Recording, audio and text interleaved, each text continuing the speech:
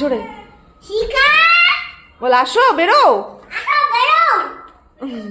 ও যে কত সুন্দর পাকা পাকা কথা বলতে পারে সেটা তোমাদের শোনাবো বলেছিলাম, শুনলে তো?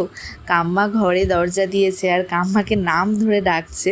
আর বাচ্চাদের মুখে নাম ধরে ডাকাটা শুনতে কি ভালো লাগে না? জানি এটা ঠিক না, অনেক দুষ্টুমি করা হয়েছে। এখন আমরা চিকেন স্টু দিয়ে খেতে বসে পড়েছি। তবে ওকে খুব একটা দুষ্টু বলা যায় না, ওই একটু পাকা পাকা কথা বলে, আর ওর পেছনে একটু সময় দিলেই ও খুব একটা বিরক্ত করে না। আজকে গেস্টদের জন্য নিয়ে আসা হয়েছে পমফ্লেট মাছ, তার সাথে চিংড়ি মাছ।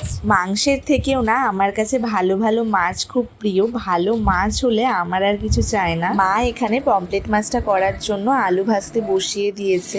এই মাছের ঝোলটা ভীষণ কষা কষা করে করা হয়, তাও আমাদের বাড়িতে সবাই যেহেতু আলু খেতে পছন্দ করে তাই আলুটা দিতেই হয়। আর মা এই মাছের ঝোলটা এত সুন্দর করে, একদম মুখে লেগে থাকার মতন।